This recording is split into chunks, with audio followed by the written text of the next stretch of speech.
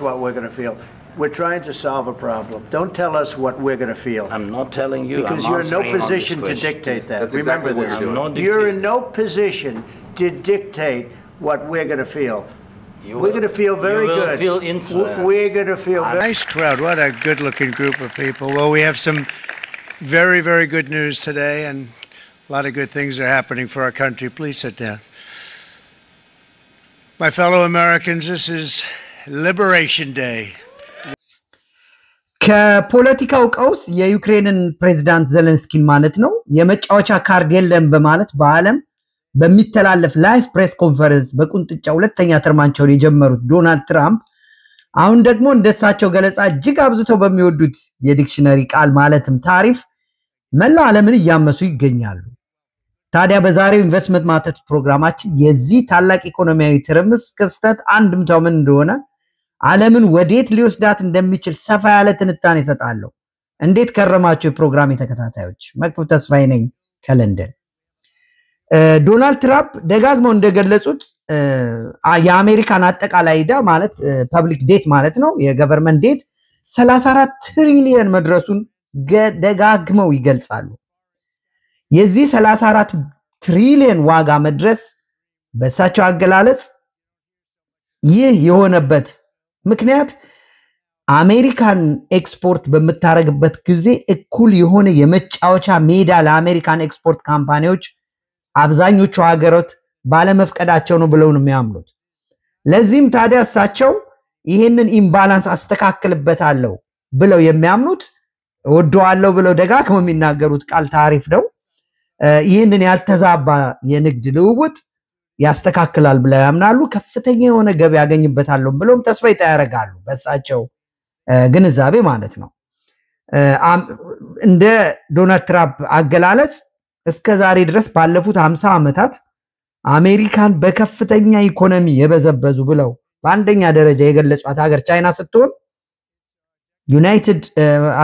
ዩሮፒያን ዩኒየንን ደግሞ ግማሽ ወዳጅ ግማሽ ጠላት በማለት በተደጋጋሚ ሲያብጠለጥሏት ይታያል በሚያቀርቡት ዘገባ ላይ። ከነሱ በተጨማሪ እንደ ሜክሲኮ፣ ካናዳ፣ ቪየትናም እነዚህ ሁሉ በጠላትነት ከተፈረጁ ሀገራት ውስጥ የተካተቱ ናቸው። እንደ ዶናልድ ትራምፕ ካልኩሌሽን የኢኮኖሚክ ስብራት እንበለው የኢኮኖሚክ ስብራት አመጡብን ብለው የሚያስቡባቸው ሀገራቶች ምን ሲያረጉ ነው? ከአሜሪካን ጋር ከፍተኛ የሆነ የትሬድ ሰርፕለስ ያላቸው ማለት ወደ አሜሪካ ብዙ ኤክስፖርት የሚያደርጉ ሀገራት በጣም ትንንሽ ሀገራትም ሊሆኑ ይችላሉ። ፎርዛት ማተር አፍሪካ ውስጥ ያለ ቦትስዋና በጣም ትንሽ ሀገር ነው። ነገር ግን በዶናልድ ትራምፕ ካልኩሌሽን እነዚህ አሜሪካን የበዘበዙ ብለው ላልተዛባ የሆነ የንግድ 34 ትሪሊየን ዕዳ ላይ የዳረጉን እነሱ ናቸው ብለው ነው የሚያምኑት። ታዲያ ይህንን በተመለከተ መጀመሪያ ላይ ያደረጉት ዶናልድ ትራምፕ ምንድነው እንዳለ ኦል አውት አላረጉም። መጀመሪያ በቀላሉ ነው ማርኬቱን ያለማመዱት። የካር ኢምፖርት ላይ የ25% ጭማሪ ማንኛውም ኤክስፖርተር ወደ አሜሪካ በሚልክበት ጊዜ 25% ታሪፍ እንዲከፍል ወስነዋል። እና የዚህ 25% ውሳኔ በተለይ ደግሞ ዩናይትድ ኪንግደም የዚህ የቅንጡ መኪናዎች ከዚህ የሚላኩ ቅንጡ መኪናዎች ላይ ከባድ የሆነ ተጽዕኖ እንዳሳደረና እንደውም እዛ ይሄንን በተለይ እነዚህ የላንድ ሮቨር ሬንጅ ሮቨሮች ጃጓር ማለት ነው እነሱ መኪናዎች ላይ የሚመረትበት ቦታ ላይ አብዛኛው እዛ ያለ ማኑፋክቸሪንግ ፕላንት በከባድ ስጋት ላይ መሆናቸውን ተገልጿል። እና የዩኬ መንግስትንም ከባድ ጫና ሲያሳድሩበት ነበር እነዚህ ማኑፋክቸሪንግ ካምፓኒ። ምክንያቱም ተመሳሳይ የሆነ ቻርጅ የዩኬ መንግስት ታሪፍ እስካልጫነ ድረስ አብዛኞቹ እነዚህ ከዚህ ኤክስፖርት የሚያደርጉት ፕራይስ ዳውት ይሆናሉ ማለት ነው፣ ዋጋቸው ውድ ስለሚሆን ማለት ነው። እና የዩኬ መንግስት ግን በዛ ውሳኔ አልወሰነም። ነገር ግን ጎረቤት ሀገር ካናዳ በተለያየ ጊዜ የሚጎተጉታት ካናዳ 51ኛ ስቴት ብትሆን ይሻልሻል ብለው በተደጋጋሚ የሚጠቅሱት ካናዳ 25%ን ወዲያው ነው ሪታሌት ያደረገችው። ካናዳም 25% ታሪፍ ማድረግ ትችላለች። በዚህ ነው እንግዲህ የጀመሩት ከዛ በኋላ ትልቁን አናውንስመንት ያካሄዱት በኤፕሪል 2 የአሜሪካ የሊበሬሽን ዴይ በማለት በመላው ዓለም አብዛኛው ሀገራትን በመዘርዘር ኢትዮጵያን ጨምሮ በትንሹ የትራምፕ ሬሲፕሮካል ታሪፍ 10% እንደገና ትልቁን ደግሞ ለቻይና 34% በማድረግ ኤግዜኪቲቭ ኦርደር እና ጋዜጣዊ መግለጫ በመስጠት ለዓለም በሚተላለፍ ላይቭ ቲቪ ላይ ገልጸዋል ዶናልድ ትራምፕ እንግዲህ እና በሳቸው ካልኩሌሽን ይሄ ለበልቱ አመታት ሲንከባለል የነበረው አሜሪካን ሀገር ያሉ የማኑፋክቸሪንግ ፕላንቶች አሜሪካን ሀገር ጆብ ያመጣል የማኑፋክቸሪንግ ፕላንቶች ተመልሰው አሜሪካ ላይ ኢንቨስት ያላረጉበት ምክንያት በዚህ በተዛባ በተለይ ደግሞ ቻይና ከረንሲ ማኒፑሌት ያደርጋሉ ቺፕ ሌበር ይጠቀማሉ ይሄን ሁሉ ነገር ስብራቶችን ያስተካክላል የመጫወቻ ሜዳውን እኩል ያደርጋል ብለው በሳቸው ሳቤ የገመቱትን ትልቅ የሆነ ውሳኔ አድርገዋል ምን ተከሰተ ታዲያ ያንን ካደረጉ በኋላ ያንን ባደረጉ the next day አብዛኞቹ ሀገሮች ሪታሌት አረጉ ቻይናም ሪታሌት አረገች ሁሉም አብዛኛው ሀገራት ሪታሌት አላረገም ቻይና ግን ሪታሌት አረገች ምክንያቱም ቻይና ላይ የተጫለው ታሪፍ በጣም ትልቅ ስለሆነ ከዛስ ማርኬቱ እንግዲህ በጣም ሪላያብል the most liquid በጣም አስተማማኝ ሆኖ አብዛኛው ዓለም ላይ ያለ ፈንድ ኢንቨስት የሚደረግበት ማርኬት በአንድ ቀን ውስጥ 10 ትሪሊየን የማርኬት ቫልዩ ሊዝ እንዲያረጋ አረገ በተለይ አፕል ኢንቪዲያ ቴስላ ከነዚህ ማኑፋክቸሪንግ ፕላንቶቻቸው ህንድ ቻይና ምናምን ያሉ ሀገራት ቪየትናም ያሉ ሀገራት ከፍተኛ የሆነ ፐንች ነው እንትን ያለጋቸው በጣም ከባድ የሆነ ማለት ነውና ተመልከቱት እንግዲህ አብዛኛውን ጊዜ እነዚህ ኢንቨስተሮች የሄጅ ፈንድ ኢንቨስተሮች አሉ ሪቴል ኢንቨስተሮች አሉና በተለይ ሪቴል ኢንቨስተሮች ፖዚሽናቸውን አስቡት ማርኬት ፕራይሱ ይጨምራል ብለው ያስገቡ ትልልቅ ሪቴል ኢንቨስተሮች በጣም ከባድ የሆነ ሎስ ሰስቴን ነው የሚያደርጉት ምክንያቱም አሁን ሄጅ ፈንዶቹንም በመናይበት ጊዜ አብዛኞቹ ሄጅ ፈንዶች የያዙት ኢንቨስት ያደረጉት ስቶክ ኤክስቼንጅ ላይ አብዛኞቹ ሼሮች ቫልዩያቸው ሲግኒፊካንትሊ ስለቀነሰ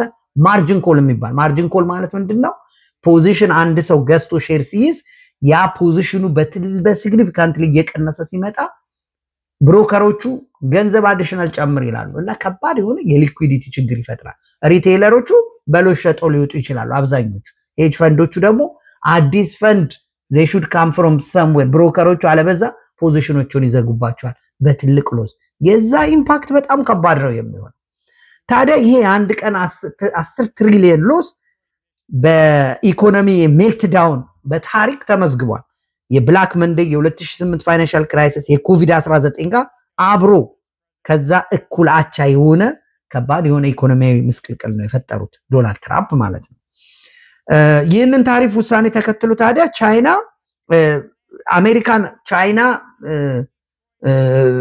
መልስ ምትሰንዝራለች በማለት አጠቃላይ ታሪፉን ወደ 145 ያሳደገበት ሲሆን ቻይና ደግሞ 125 ማድረሷን ሰምተናል ታዲያ እንግዲህ አርብ ዕለት ማርኬቱ ተዘግቷል ሰኞ ዕለት ምን እንደሚሆን አብረን የምንከታተለው ነው ግን እስካሁን ከነበረው የማርኬት ሪአክሽን አስቸጋሪ የሆነ ሁኔታ እንደሚጠብቀን መገንዘብ ይቻላል ነገር ግን አብዛኞቹ ኢኮኖሚስቶች አብዛኞቹ ተንታኞች እንደሚሉት ዶናልድ ትራምፕ ኤፕሪል 2 ላይ የነበራቸው ትልቅ ኮንፊደንስ ትንሽ የጉልበት ሸብረኬ ማለት ነገር እየታየባቸው ነው ለዚህም እንደ ምክንያት የገለጹት ምንድነው የአሜሪካንን ቦንድ ሶቨርኒቲ ቦንድ የያዙ የትሬጀሪ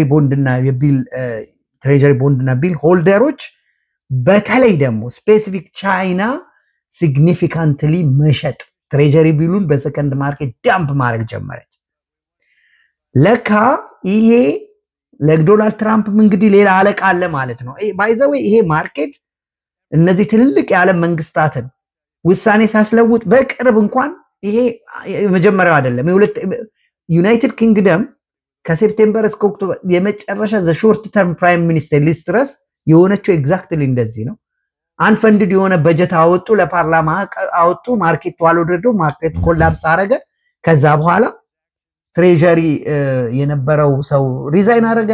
እንዘን ተከትላ አሜሪካን እንደሚታወቀው ወደ 8 ትሪሊየን አካባቢ የሆነ የሶቨርኒቲ ትሬዠሪ ቢል እና ቦንዶች አለ ኢሹ የተደረገ ቦንድ ሆልደሮች አሉ። ከዛ ውስጥ 3 ሀገራት ናቸው እነዚህን ቦንዶች በከፍተኛ ሁኔታ የያዙት። ቻይና አንደኛ፣ ቻይና ሁለተኛ፣ ጃፓን አንደኛ፣ ቻይና ሁለተኛ፣ ዩናይትድ ኪንግደም ሶስተኛ። ጃፓን ወደ 1 ትሪሊየን አካባቢ፣ ቻይና ወደ 760 ቢሊዮን አካባቢ፣ ዩናይትድ ኪንግደም ደግሞ ወደ 740 ቢሊዮን አካባቢ። ይሄ ጃንዋሪ አካባቢ የወጣው ሪፖርትን ቤዝ በማድረግ ነው። ስለዚህ ምንድነው የተከሰተው ማለት ነው? ዩኬ፣ ዩናይትድ ኪንግደም እና ጃፓን ምንም አይነት አክሽን ቦንዱን አውጥተው ዳምፕ አላደረጉም። ቻይና ግን አሜሪካ በዚህ ጋር ቦክሷን ስትሰነዝር ቻይና ደግሞ ያላትን ገና አውጥታ መጠቀም ጀመረች። ያደረጉት ምንድነው? ሰከንድ ሌጂቲሜትሊ ማለት ሰከንድ ማርኬት ላይ እነዚህን ቦንድ አውጥተው ምን ማለት ነው? ቦንዶቹ ሰከንድ ማርኬት ላይ በአብዛኛው ወጥተው ማቹሪቲ ዴታቸው ሳይደርስ ዳምፕ ሲደረጉ አንድ ዕቃ በጣም ሲሸጥ ማለት ነው፣ ዲማንድ ኤንድ ሰፕላይ ማለት ነው። ገበያው ላይ ብዙ ሰፕላይ በሚኖርበት ጊዜ የዛ ዋጋ ኢንተረስት ሬት የሚባለው ነው የሚከፈለው ኢንተረስት ሬት እየቀነሰ ይመጣል ማለት ነው። ያንን ትሬዠሪ ቢል ወይም ያንን ቦንድ የሚፈልገው ሰው እያጣ ይመጣል ማለት it loses value። ምን ማለት ነው? የኢንትረስት ሬቱ ሲቀንስ ይልድ ማለት ምን ማለት ነው? ይሄ ቦንድ ወደፊት ይሰጣል ከሚባለው ዋጋ አንፃር ዛሬ ላይ በምናስብበት ጊዜ ዛሬ ላይ ያለው ዋጋ የተሻለ ሆኖ ተገኘ። አብዛኛው ሰው እያመጣ ደረሰ which means አሜሪካን ሀገር በጀት ዴፊሲት በሚገጥመው ጊዜ ድጋሚ ወጥቶ ገበያ ላይ ልግዛ ብሎ ወይም ማን ነው ትሬዠሪ ቢሎችን ምናምን ኢሹ በሚያደርግበት ጊዜ የሚገዛው ሰው ያጣል። ኦልድም ሊያረጉ የሚፈልጉት ሰዎች ኢንቨስተሮቹ ብዙ ኢንተረስት ሬት ይጠይቋቸዋል። ያ ምን ይፈጥራል ማለት ነው?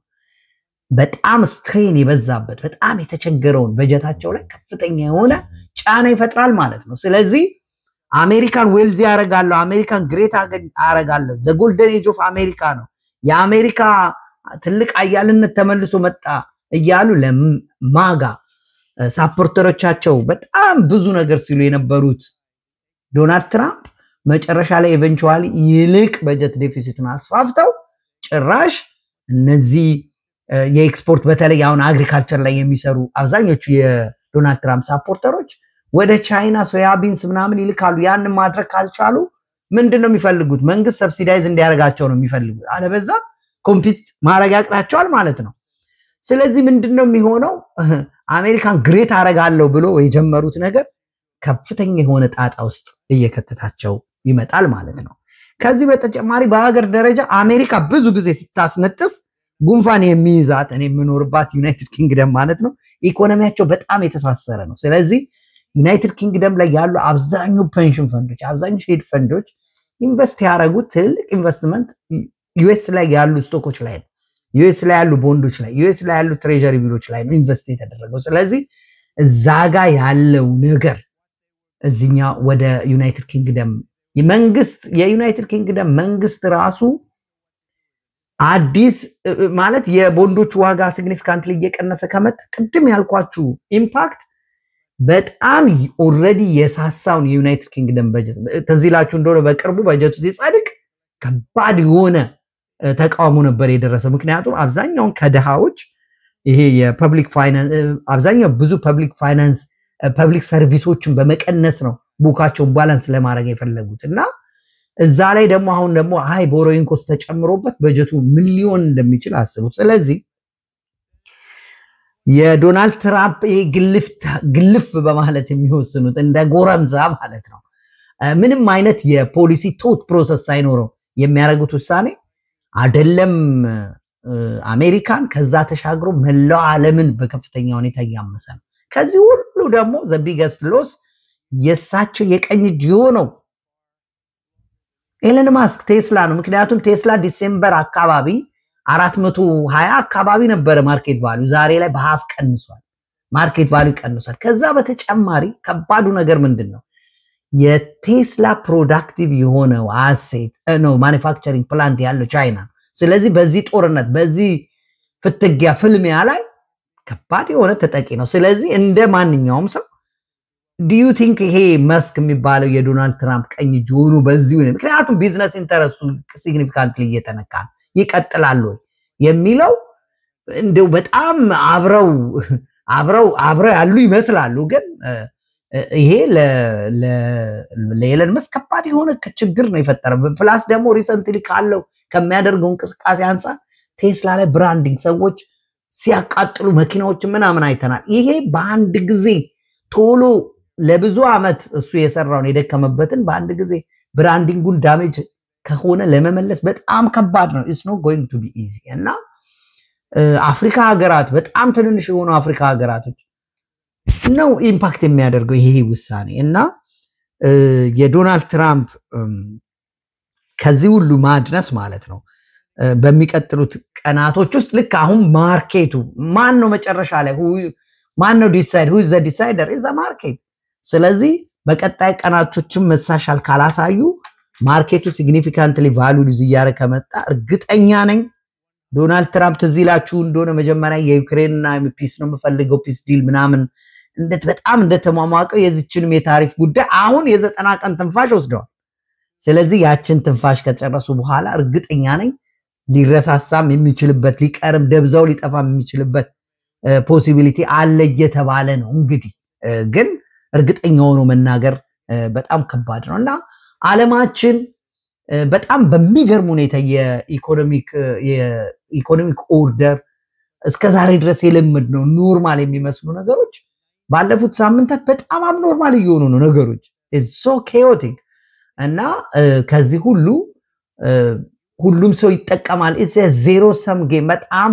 ሉዘር ነው የሚሆነው አሁን even already በጣም ብዙ ሰው እኮ ነው ስራ ምናምን የሚያጣውና በጣም ከባድ ነገር ይመስለኛል ከዚህ በተጨማሪ አንዳንድ ተንታኞች ምን የሚሉት ነገር አለ አሜሪካ ለምንድን ነው በቃ አብዛኛ የሶቨርን ዴት ያዘችውን አልከፍልም ብትልስ ምንድነው what is going to happen የሚሉ ነገር አለ ያ ደግሞ እጅግ በጣም ካሁን በፊት ከነበሩት ፋይናንሻል ክራይሲሶች ከባድ የሆነ ነውጥ ዓለም ላይ ሊፈጥር ይችላልና ከኮቪድ መልስ በኋላ ዓለም ተረጋግታ የተሻለ ነገር ላይ ልትሄድ ዳዴ ያለች ባለችበት ወቅት ላይ ዶናልድ ትራምፕ መጥተው የዓለምን ሁኔታ አፕሳይድ ዳውን ያረጉበት የሚገኝበት ሳምንት ነው ስለዚህ በቀጣይ ቀናት ሳምንት ይህ ጉዳይ አጓጊ ሊሆን እንደሚችል ገምታለሁ ምናልባት ኤለን ማስክን ከትራምፕ ጋር አብረው በተለያየ መንገድ የሚጓዙበት አጋጣሚ ሊፈጠር ይችላል ምናልባት ቻይና በቃይም ብላ ልደራደር ልትልም ትችል ይሆናል ወይም ደግሞ የዶናልድ ትራምፕ ሳፖርተርስ ማጋ ሳፖርተርስ ነው ይሄ ነገር አያዋጣንም ብለው ማግሮምሮም ይጀምሩ ይችላሉና በጣም ብዙ ነገሮች እንትን ይላሉ እኔ ግን ውሼ ምንድነው የዩናይትድ ኪንግደም ፕራይም ሚኒስተር ዩናይትድ ኪንግደም has to play a big role ነገሮችን በማስተካከል ብዬ ተስፋ አደርጋለሁ ምንድነው ያው እንግዲህ ኪንጉ ግብዣ አድርገውለታል ቀስ ብሎ እዚህ ጋብዘው ይሄንን ሰውዬ እንዲረጋጋ ቢያረጉት ጥሩ ነው ላለው የዛሬ ፕሮግራሚን በዚህ ያጠናቀቃለሁ መልካም ሳምንት